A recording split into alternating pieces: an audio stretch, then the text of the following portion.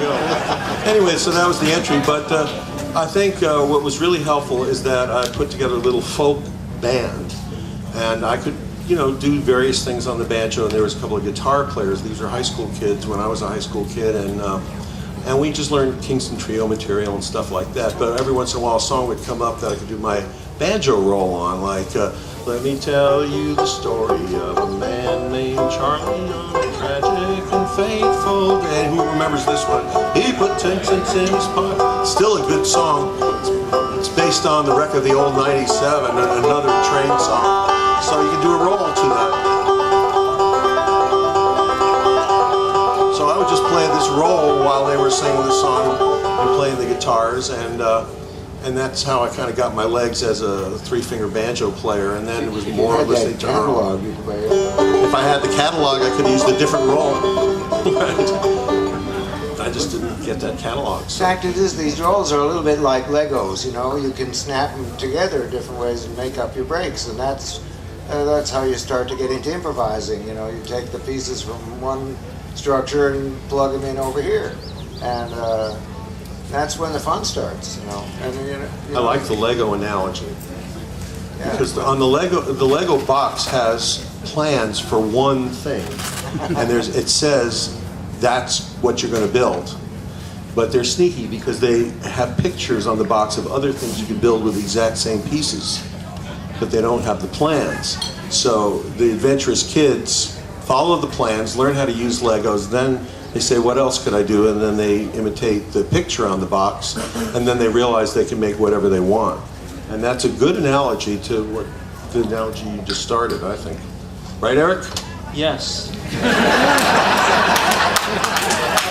Eric, it's your turn to say something.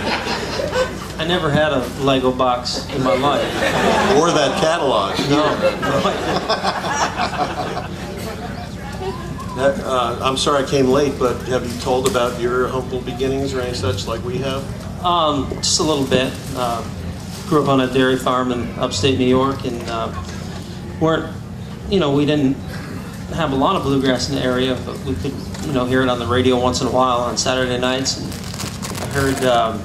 when I heard Flat Scruggs at Carnegie Hall for the first time, that is what lit me up to want to play the banjo. I'd started taking lessons, but it didn't make a lot of sense to me. My teacher was showing me the basic rolls, and I want to play songs, I kept telling him, and I could find the melodies to little songs just with my thumb. Oh, you got to learn the rolls. And then once I heard that Earl Scruggs Les Flat at Carnegie Hall album, it made sense, and I started trying to connect those melody notes that I could hunt and peck with on the banjo.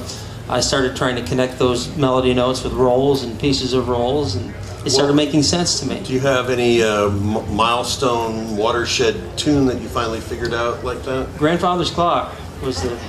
Still remember it? Yeah. It's a good one. But I would just play it with my thumb, like...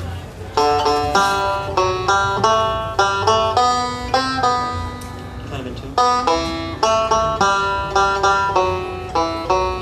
And I could do that sort of thing. And then I started trying to tie it together with rolls.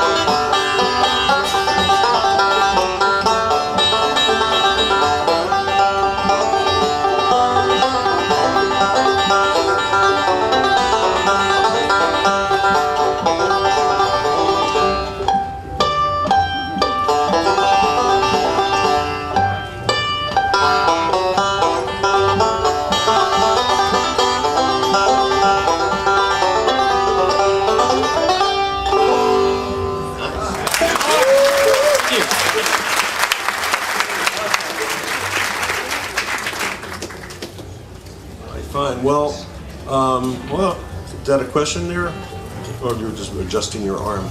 Well, you just played "Bye Bye Blackbird" in G as your example of chord lead banjo, and it so happens that's a tune I recorded on my most recent record with Flexigrass, And it's a good challenge, I think, and you've done this, and early on people like Alan Shelton did this, where they take a pop tune like Whispering or Lady of Spain or something like that, and it's a real attractive tune. People really like the melody, and some of them have good words, and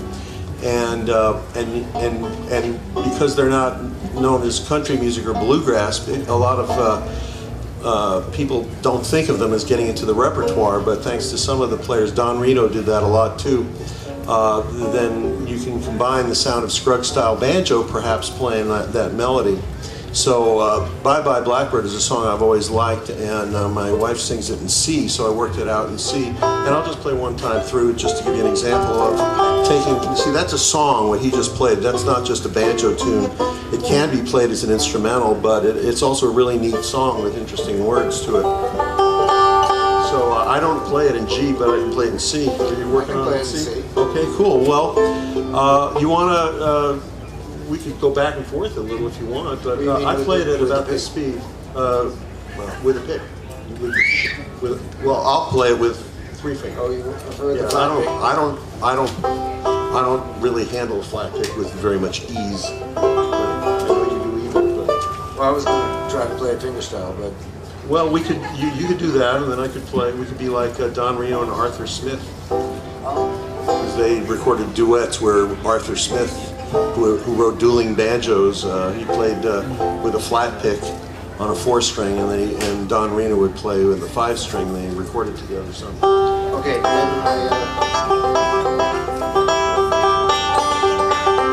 That's about the speed I like. okay, sure, right. All right. Okay, Should I give it a start and then? sure. I'm just going to play a little rhythmic backup on here, and then, Sure. Okay, right.